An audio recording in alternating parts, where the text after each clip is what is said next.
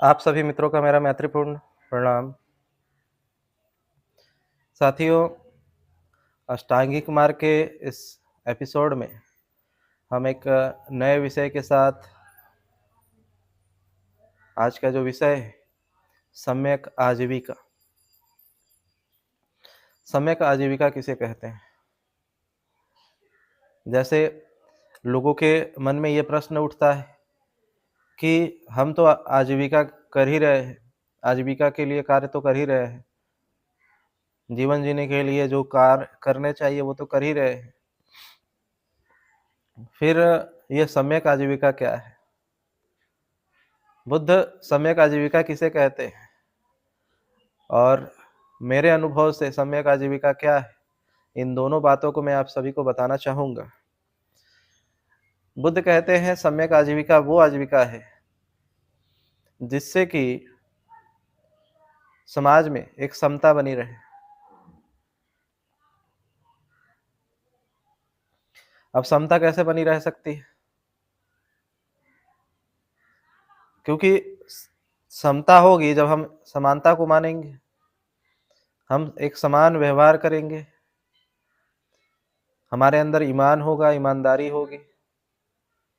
बुद्ध का कहना है कि सम्यक आजीविका को लेकर के वे कहते हैं सीधा सीधा कि वैसी आजीविका है जिससे कि प्राणी हिंसा से जुड़ा हुआ ना हो। मतलब आप अपने जीविका उपार्जन करने के लिए जीवों की हत्या कर रहे हो और आप उसे अपने आजीविका का स्रोत बनाए हुए हो, तो ये सम्यक नहीं है। बुद्ध कहते हैं कि अगर आपने किसी को कर्ज दिया है और इस कर्ज के बदले उससे उसके 2 गुना 3 गुना उससे कर वसूल कर रहे हैं। अब आपने किसी को 1 लाख दिया और 1 लाख के बदले में आप 2 लाख और 3 लाख उससे ले रहे हैं, तो ये गलत है, ये इंसानियत और मानवता विरोधी। आप अगर किसी को कर्ज दे रहे हैं, उसको जरूरत है, तो उससे कुछ पैसे ही ले। अब ऐसा ना हो कि उसका खून चूस ले, उसकी पीढ़ियों को गुलाम बना ले, उसका घर गिरवी हो जाए, इतना उस पर टॉर्चर करे। कोई व्यक्ति को इतना टॉर्चर करे कर्ज के लिए कि वो आत्महत्या ही कर ले। तो इससे तो ज्यादा बेटर होगा कि आप किसी को कर्ज ही ना दे, क्योंकि आप कर्ज भी देते हैं तो लोभवश देते हैं कि इससे जिंदगी भर इससे ये पता है कि ये पैसा नहीं दे सकता, ये जानते हुए कि ये पैसा देने की क्षमता उतना नहीं रखता एक बार में, इससे पूरी एक बार हम इसको पैसा देकर जीवन भर के लिए इसे बंधक बना सकते हैं, जीवन भर इससे खून चूसते रहेंगे जब तक ये जिंदा है। 1 लाख के 10-10 लाख लोगों ने भरा है, 1 लाख रुपया कर्ज लिया है और 10 लाख रुपया भरा है। ऐसे ऐसे कारनामे भी हमने देख रखे हैं अपने आंख के सामने। इसे वो सम्यक आजीविका नहीं कहते हैं। दूसरी तरफ उनका कहना है कि कोई वस्तु है, अगर उसका दाम 100 रुपया है, अगर तुम्हें 100 रुपया पड़ा है उसको बना करके उसे तैयार करने में, वो पूरा का पूरा प्रोडक्ट जो फिनिशिंग करके 100 रुपया पड़ा है, तो ज्यादा से ज्यादा उसका 10 रुपया, 20 रुपया, 30 रुपया लो। लेकिन 100 रुपया का सामान को अगर कोई व्यक्ति 200 और 500 में बेच रहा है तो वो सम्यक नहीं है। चूंकि इसका मैं स्वयं उदाहरण, चूंकि मेरा अपना एक जिम था, मैं जिम ट्रेनर रह चुका, चूंकि 4 टाइम नेशनल चैंपियन था, तो बहुत सारे स्पोर्ट्स पर्सन मेरे सामने आते थे मेरे पास सीखने के लिए, और जिम में ढेर सारे सप्लीमेंट मिलते हैं। और पता नहीं मैं जो बातें बोलने जा रहा हूँ इससे कोई क्या मानेगा नहीं मानेगा, लीगल एक्शन लेंगे वो जाने, लेकिन जो सच है वो सच है। तो लोग आते थे जिम करने और मुझसे कहते थे कि आप इतनी बार नेशनल मेडल जीते हुए हो, कैसे जीते हो? मैं कहता बड़ा मेहनत करना पड़ता है नेशनल मेडल मारने के लिए। तो ऐसा नहीं होगा कि हम लोग 3 महीने 6 महीने में भी हम लोग मेडल मार लें गेम में। तो हम कहते थे इतना आसान बातें नहीं है कि जिस खिलाड़ी को जो व्यक्ति नेशनल में मेडल मारा हो, वो 3 महीने और 6 महीने की तैयारी में तो नहीं मारता, नहीं जीतता। तो नहीं हमारे पास इतना ही समय है, आप बोलिए नहीं तो हम दूसरे जिम में चले जाएँगे। वहाँ पे वो लोग दे रहा है तो वो लोग 3 महीना 6 महीना में ही बॉडी बनवा देगा। तो ऐसे कई लड़के मेरे जिम से रिटर्न होकर के दूसरे जिमों में गए और जा कर के वहाँ से उन्होंने सप्लीमेंट लिए जिसमें ड्रग्स मिले हुए थे। ड्रग्स का यूज़ करवाया वहाँ के ट्रेनर ने और वे लोग बहुत कम समय में ही हेवी हो गए। तो और भी लोग आने लग गए। हमारे जिम में रेगुलर लोग आते थे पूछने के लिए कि हमें भी तैयारी करवा दीजिए। अब उस समय मैंने देखा कि इन लोगों को अगर मैं मना कर रहा हूँ कि इतने कम समय में नहीं होगा और ये ड्रग्स खराबी करेगी, तो ये दूसरे जिम में चले जा रहे हैं और इस ऐसे तो फिर मेरा दुकान नहीं चलेगा। लेकिन फिर मैंने बोला ठीक है, अब वही सप्लीमेंट मैंने भी मँगाना शुरू कर दिया जो वो लोग मँगाते थे। क्योंकि लोगों को वो सप्लीमेंट नहीं चाहिए होता था कि जो शरीर के लिए फ़ायदेमंद हो। क्योंकि जो शरीर के लिए फ़ायदेमंद होगा उसको तो शरीर में एडजस्ट करने के लिए, शरीर के साथ उसके माहौल तैयार होने के लिए, क्योंकि कोई भी बॉडी तुरंत किसी भी भोजन को तुरंत एक्सेप्ट नहीं करता। उसके साथ तालमेल बिठाने के लिए कम से कम 3 महीने लगते हैं। अब वो 3 महीने में वो तालमेल क्या बैठाएगा आहार के साथ, भोजन के साथ? वो तो 3 महीने में बॉडी बनाना चाहता है। तो कुछ ऐसी लोकल कंपनियाँ थी, जो कि अपने प्रोडक्ट में, अपने पाउडर में ड्रग्स ऐसे मिलाया करती थी जिससे कि भूख तेज़ हो और उसमें एंजाइम वाले भी मिलते थे, पाचन क्रिया को और मजबूत करने के लिए कि कुछ भी वो खाएगा तो और पचेगा, भूख भी बढ़ेगा, पचेगा भी और शरीर में जल्दी-जल्दी उसका वज़न बढ़ेगा और बॉडी फूलेगी। वैसे सप्लीमेंट हमने मँगाए, लोगों ने यूज़ किए, उन्हें बड़ा फ़ायदा हुआ। फ़ायदा हुआ, लोग और मेरी बिक्री बढ़ी, तो मैंने जब देखा कि ये बिक्री बढ़ते तो चली गई, लेकिन एक समय के बाद मुझे अंदर से ये आने लग गया कि कहीं न कहीं मैं गलत कर रहा हूँ। और ये भाव मेरे अंदर उत्पन्न होने लग गया कि नहीं, भले ही मैं नहीं कमाऊँ, लेकिन ये गलत प्रोडक्ट मैं नहीं दूँगा। तो धीरे-धीरे मैंने उन प्रोडक्ट का सेल करना बंद कर दिया। धीरे-धीरे मैंने प्रोडक्ट लाना बंद कर दिया वैसे और लोगों को कहने लग गया कि जिसको लेना है जाकर अपने से ले सकता है। मैं इसमें अब अपनी हिस्सेदारी नहीं दूँगा, क्योंकि चूँकि जो मैंने कर्म किए, गलत प्रोडक्ट दे कर के, भले ही सामने वाला गलत प्रोडक्ट माँग ही रहा था, ऐसा नहीं है कि वो कोई सही प्रोडक्ट माँग रहा था, माँग भी गलत ही रहा था। लेकिन मैंने अपने कर्म खराब किए और इसकी वजह से इसका भुगतान मुझे करना पड़ा कि मेरा कमर का एक्सीडेंट हुआ और मैं हमेशा के लिए स्पोर्ट्स से बाहर हो गया। दोबारा कभी वो स्पोर्ट्स में मैं एंट्री ही नहीं कर पाया। तो उसकी सज़ा मुझे मिली। तो कहीं न कहीं से वो सज़ा मिल जाता है, अगर हमने किसी को सिर्फ़ पैसे कमाने के लिए अगर गलत चीज़ ठहराया, हमारे ही मोहल्ले में, हमारे ही आस-पास के, हमारे बाज़ारों में हम अपने सारे तरफ देख सकते हैं मार्केट में कि एक हमारे पहचान के ही हैं, वो खैनी नशे की चीज़ें बेचते हैं, खैनी। अब चूँकि खैनी तो बुद्ध कहते हैं नशे के पदार्थ मादक पदार्थों का सेवन और मादक पदार्थों की बेच करके अपने जीवन अर्पण करना भी सम्यक आजीविका में नहीं आता है। नशीले पदार्थों और मादक पदार्थों को बेचना, उसको अपने आजीविका के लिए व्यवसाय में लाना गलत है। और इसका उदाहरण मैंने देखा कि हमारे पास के ही एक व्यक्ति है जो खैनी का बिज़नेस करते हैं। खैनी का बिज़नेस किया उन्होंने, बाद में उनको पुत्र प्राप्ति नहीं हो रही थी, तो बड़े लंबे के समय के बाद उनको पुत्र की प्राप्ति हुई। कई लड़कियां हुई, उसके बाद एक बेटा हुआ, और उन्हें लगा कि एक बेटा हो गया तो अब मेरा जीवन अच्छे से गुजरेगा।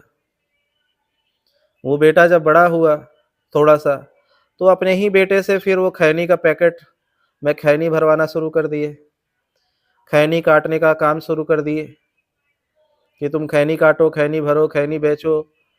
अब जैसे ही वो उन्होंने ये कार्य किए, इसको अपने आजीविका में शामिल किया उन्होंने, कुछ समय के बाद ही ये हुआ क्या कि उनका स्वयं का बेटा खैनी खाना शुरू कर दिया। चूंकि ढेर सारा खैनी आसपास भरा हो और कोई वहीं बैठ के काट रहा हो, तो उसके नाकों में उसके सुगंध से भी नशा चढ़ता है। मैंने उस बच्चे से पूछा कि तुमने खैनी खाना कैसे शुरू किया, तो उसने कहा कि डेली डेली खैनी काटा करते थे, और खैनी काटते काटते मुझे उसका महक आता था, तो मन करता था कि एक बार कभी हम भी चख ले कैसा होता है। तो मैंने एक बार मुंह में लिया तो मुझे चक्कर आया और मैं बेहोश होकर गिर गया। बड़े लंबे समय के बाद मेरा नींद खुला, होश में आया, और फिर धीरे धीरे खाने लगा, क्योंकि भरता हूँ तो मन करता है कि खाए रखेंगे तभी भर पाएंगे, और अब ऐसी आदत हो गई है कि बिना खाए हुए मेरा बाथरूम भी नहीं होता। अब कुछ समय के बाद हुआ क्या कि मैं इधर कुछ समय पहले उससे मिला, वो लड़का अब गांजा भी पीता है।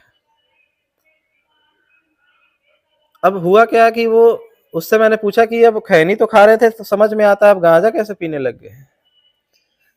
उसने कहा कि खैनी खाते खाते मेरा नशा अब इससे पूर्ति नहीं होता है, अब लगता है कि अब इससे नशा ही नहीं, अब खैनी खाता हूं तो मुझे थोड़ा भी नशा महसूस नहीं होता, तो इसीलिए इससे ज्यादा जो नशीला चीज है अब मैं उसका उपयोग करता हूं। तब वो लड़का अब गांजा भी पीता है, वो अब शराब भी पीता है, ड्रग्स भी लेता है, सॉल्यूशन भी पीता है। तो ये कैसे हो गया? क्योंकि उसके पिताजी ने सम्यक आजीविका का पालन नहीं किया, सम्यक आजीविका नहीं रखा अपने जीवन में, नशे को, मादक पदार्थों को अपनी आजीविका का साधन बनाया। उसका दंड उसे अपने ही बेटे को खो करके भोगना पड़ रहा है। आज के समय में वो व्यक्ति, जो उसका इकलौता बेटा है, उसके टेंशन में वो व्यक्ति बीमार हो चुका है, और वो बीमारी से ही जूझ रहा है। उसको इतना टेंशन हो गया कि मेरा बेटे का भविष्य क्या होगा। वो आज से ही 16-17 साल का लड़का खैनी, गांजा, शराब, दारू, सॉल्यूशन सब पी रहा है। उस टेंशन में अपने बेटे की इस हालत को देख करके वो बीमार हो चुका है, और उसे ऐसा लगता है कि मेरा बेटा को किसी और ने बिगाड़ दिया है। नहीं, उसके कर्मों का फल है वो। उसने जो दूसरों के बच्चों को, जो उसने नशीले की चीजें बेची दूसरों के बच्चों को, आज उसी का बच्चा उन चीजों से ग्रसित हो चुका है, उसी का बच्चा उन चीजों से ग्रसित हो चुका है। तो कर्म के फल मिल जाते हैं। बुद्ध ने कहा कि ये दुनिया, ये शरीर जो है ये अनित्य है, जीवन और मृत्यु सत्य है। तो मृत्यु और को आधार बनाकर डरा करके कोई व्यक्ति उसको अपना आजीविका बनाता है तो वो भी गलत है। क्योंकि उस समय कई लोग मृत्यु का डर दिखा करके, नरक का डर दिखा करके, स्वर्ग का लालच दे करके लोगों से पैसे वसूल करते थे, अपने आजीविका का साधन बनाए रखे थे। तो आज भी ऐसे लोग हैं, आज वो अलग तरीके से करते हैं। आज उन्हें हम एजेंट कहते हैं, उन्हें इंश्योरेंस सेक्टर में उसे एजेंट कहते हैं। आज वो शर्ट और पैंट में घूमते हैं, और उनका काम क्या है? मृत्यु का डर दिखाना। कि आप चलने गए, आप जैसे ही घर से निकले और आप किसी गाड़ी ने ठोक दिया, आप ऑफिस जा रहे हैं किसी गाड़ी ने उड़ा दिया, आप किचन में हैं और गैस फट गया, आप मर गए, आप बारिश में कहीं जा रहे हैं, आप पे बिजली गिर गई, मर गए।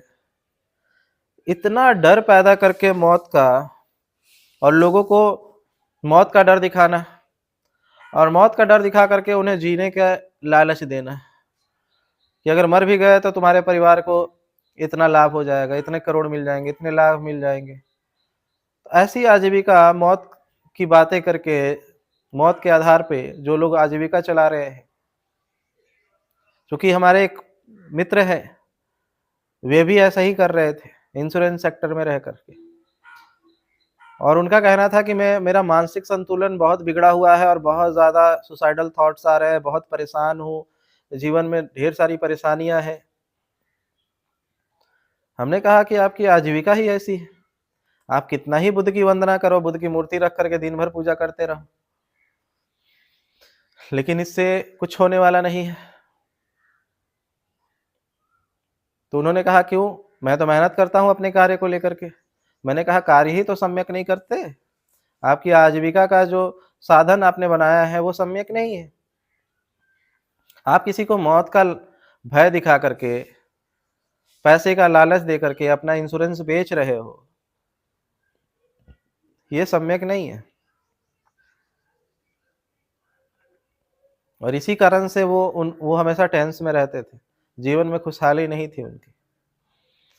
तो ऐसे कार्य करके कोई भी खुश नहीं रह सकता, सुखी नहीं रह सकता, ऐसी आजीविका करके। तो ना आप मादक पदार्थों का मादक पदार्थों के आधार पे अपनी जीविका चलाए, ना प्राणी हिंसा करके अपनी जीविका चलाए, ना ज़्यादा पैसे वसूल करके अपनी जीविका चलाए। क्योंकि कभी-कभी मैंने देखा डॉक्टर, मेरे आसपास के डॉक्टरों के साथ में, उनके जो चेले हैं वो मेरे दोस्त थे, तो कभी-कभी उनके साथ में मेडिकल पे चला जाया करता था, जहाँ से मेडिकल स्टोर में, जहाँ से रिटेलर के पास कह सके या होलसेलर के पास। तो वे लोग, मैं गया था उसके साथ में, मेरा मित्र मुझे बोला कि मुझे चलना है, अपने बाइक से मुझे लेके चलो। तो मैं उसके साथ गया मेडिकल स्टोर पे, होलसेलर। तो एक डब्बा उसने निकाला, मंगवाया, डब्बा को जब रखा उसने टेबल पे, तो मैंने उस डब्बे को उठा के देखा, उस डब्बे का दाम था 300 रुपये। फिर मैंने उस डब्बे को खोल के उसमें से एक इंजेक्शन का डब्बा पैकेट निकाला, उस पे भी लिखा था 300 रुपये। तो मैंने बोला भाई इसका दाम कितना है? उसने बोला पूरे डब्बे का दाम 300 रुपया है। मैंने बोला उसमें तो 10 इंजेक्शन है और 10 पे 300 लिखा हुआ है, इसका मतलब क्या? बोला नहीं, वो एक इंजेक्शन का भी दाम 300 है और पूरे डब्बे का दाम भी 300 रुपया है। मतलब जो दवाइयाँ हम लेते हैं वो पूरे डब्बे का रेट होता है, और लेकिन वो डब्बे का रेट एक पत्ते पे लिखा होता है। मतलब उसमें अगर उस 300 का डब्बा हम खरीद के ले गए तो 10 इंजेक्शन उसमें है। 10 इंजेक्शन को जब हमने बेचा तो 3000 में बेचा। मतलब 300 के इंजेक्शन को 3000 में 10 गुना ज्यादा। ये सम्यक नहीं है, ये लूट है। और ऐसे डॉक्टरों और ऐसे व्यापार करने वाले लोगों के घर में जाएं, वे और भयंकर भयंकर बीमारियों से जूझते हैं। और दूसरी तरफ बुद्ध ने ये बातें भी कही है कि दुष्ट और पापियों का जीवन सुखमय होता है। दिखता है बट होता नहीं है, मानसिक तौर पे वो सुखी नहीं होते हैं। लेकिन बाहर से दिखता है कि वो बड़ी गाड़ियों में घूम रहे हैं, बड़े बिल्डिंग में घूम रहे हैं, बड़े घरों में रह रहे हैं, लेकिन मानसिक सुख उन्हें बिल्कुल नहीं होता। वो हमेशा इन चीजों से परेशान रहते हैं। इसलिए अपने जीवन में सम्यक आजीविका को लाए,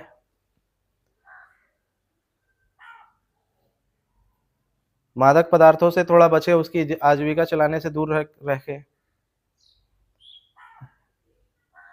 या ऐसे पदार्थ जो कि शरीर के लिए हानिकारक हो।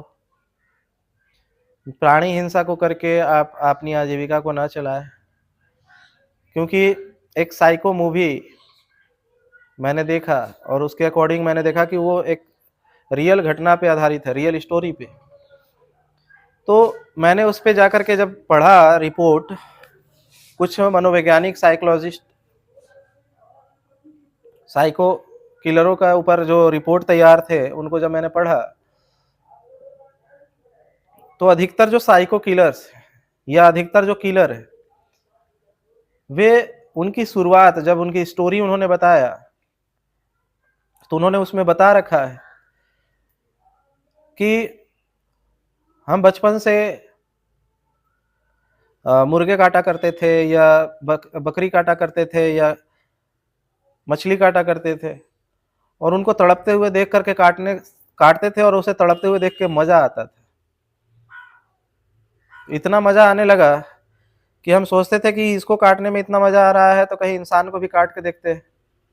अब लोग का एक मेंटेलिटी बन जाता है कि जो मुर्गी को काट सकता है, खस्सी को काट सकता है, मछली को काट सकता है, वो इतना ज्यादा कठोर हो चुका है, उसका चित्त इतना ज्यादा कठोर हो चुका है कि कभी किसी व्यक्ति को भी काटना हो तो वो पीछे नहीं हटता है।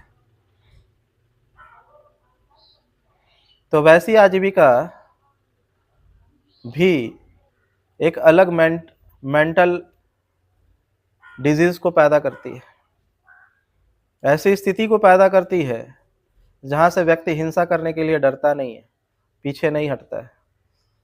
तो आप अपने बच्चों को हिंसा से जितना हो दूर रखें। सेल्फ डिफेंस सिखाना एक बात, हिंसा करवाना दूसरी बात।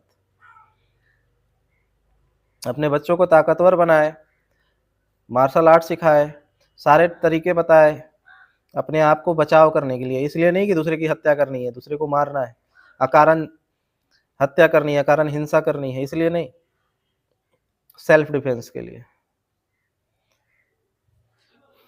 तो अपनी आजीविकाओं को देखें, अपनी आजीविकाओं में सुधार करें।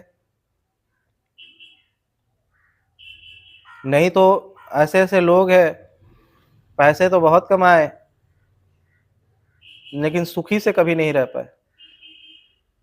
पैसा इतना कमाया, लेकिन एक समय ऐसा आया कि डॉक्टर कह रहा ना आप रसगुल्ला खा सकते हो, न मटन खा सकते हो, न मसाला खा सकते हो, करोड़ों की संपत्ति है, अरबों की संपत्ति है, लेकिन अच्छा भोजन नहीं कर सकते।